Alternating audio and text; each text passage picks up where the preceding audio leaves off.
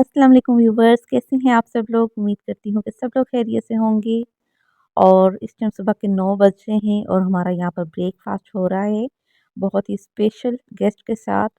और यहाँ पर मेरी आंटी आई हुई हैं कराची से स्पेशल मेरे लिए मिलने के लिए। और साथ में मेरा कज़न है। भाई इनको पिक करने के लिए गए थे और साथ ही यहाँ पर हलवा पूड़ी का नाश्ता भी लेकर आए हैं। साथ में पराठे हैं, ऑमलेट है और 2 तरह के चने हैं। इंतहाई मज़े का नाश्ता था और हलवा भी था। 7 अंडे बॉयल कर लिए थे हम लोगों ने जल्दी से। और बहुत ही सबने एंजॉय किया, बहुत ही मज़े ले लेके खाया क्योंकि सब चीज़ें बहुत ही मज़े की थी। और खाने के साथ-साथ हम लोग यहाँ पर ना बहुत एंजॉय कर रहे थे क्योंकि मेरा छोटा भांजा है, 5 साल का है, माशाल्लाह से बहुत ही प्यारी-प्यारी बातें करता है और सभी उसके दीवाने हुए हुए थे।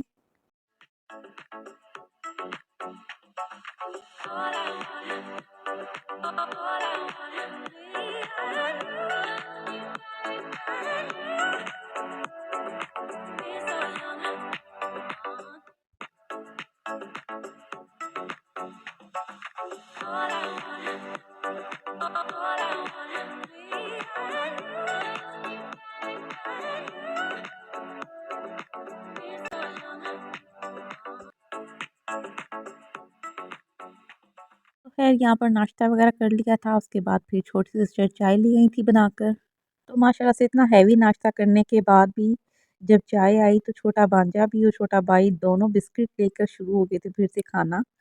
तो ख़ैर यहाँ पे बहुत एंजॉय कर रहे थे हम लोग। और ये जो छोटा कज़न है मेरा ये भी कराची से आया हुआ है आंटी के साथ। और इनके साथ हमारे ना 2-2 रिश्ते हैं। तो इस तरह से कि आंटी मेरी मम्मा की बहन भी हैं और मेरे अब्बू की भाभी भी हैं, यानी कि मेरे चाचू की वाइफ़। तो इस तरीके से हमारे 2 रिश्ते हैं इनके साथ। और फिर ये कि नाश्ता वग़ैरह करने के बाद हमने बैठ के बातें वग़ैरह की, बहुत एंजॉय किया हम लोगों ने। यहाँ पर हमने छोटी सिस्टर से फ़रमाइश की थी कि आज वो बनाएगी खाना, तो उसने बहुत ही मज़ेदार सा यहाँ पर ना चिकन तंदूरी बनाया था, बहुत ही मज़ेदार से। फिर इसने दही के अंदर अदरक लहसुन का पेस्ट डाला है और तंदूरी मसाला और बीच में चिकन ऐड करके ना इसको मैरिनेट करके रख देगी। तकरीबन 1 घंटे के लिए इसको मैरिनेट किया था क्योंकि टाइम हमारे पास बहुत ही शॉर्ट था।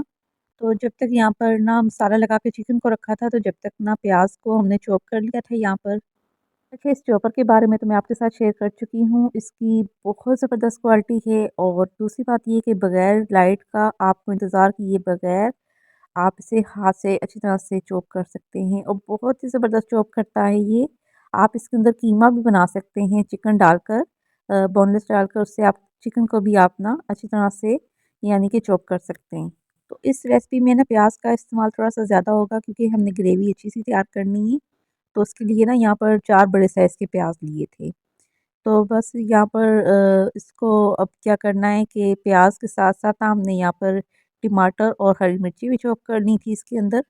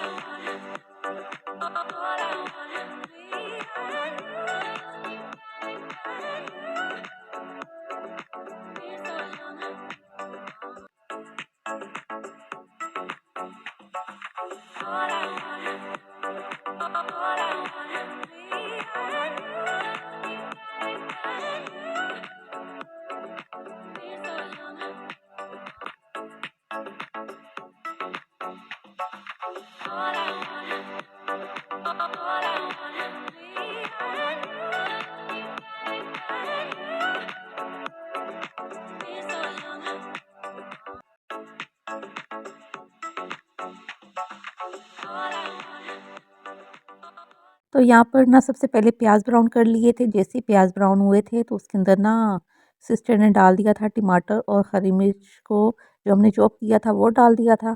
और उस मसाले को अच्छी तरह से भूनने के बाद ना जो चिकन मैरिनेट करके रखी थी फिर वो ऐड कर दी थी बीच में।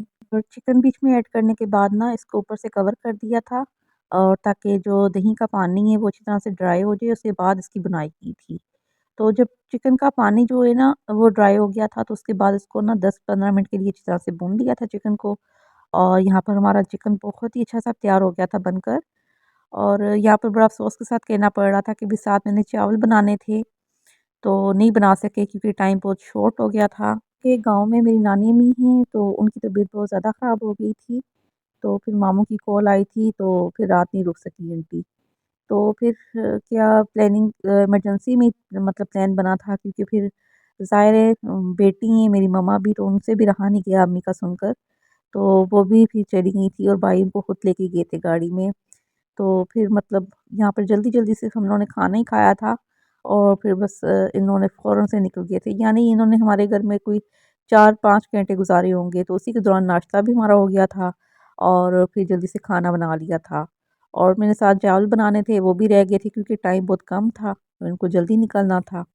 और इतनी इमरजेंसी में तैयारी बनी थी कि गाजर का हलवा बना हुआ था, तो वो हम लोग मतलब सर्व करना ही भूल गए थे। मतलब जल्दी से खाना खाया था, खाना खाते साथ ही ये लोग ना निकल गए थे। तो प्लीज़ आप लोग भी मेरी नानो अम्मी के लिए स्पेशल दुआ करें कि अल्लाह ताला उनको जल्दी से ठीक कर दे और अल्लाह ताला उन्हें सेहत वाली ज़िंदगी दे। आमीन सुम्मा आमीन। मेरी नानो अम्मी से हमारा बहुत ज़्यादा प्यार है, जैसे हम लोग अपनी मम्मा का करते हैं, वैसे ही हम लोग अपनी नानो अम्मी का करते हैं। तो प्लीज़ स्पेशल उनके लिए दुआ कीजिएगा। अल्लाह हाफ़िज़।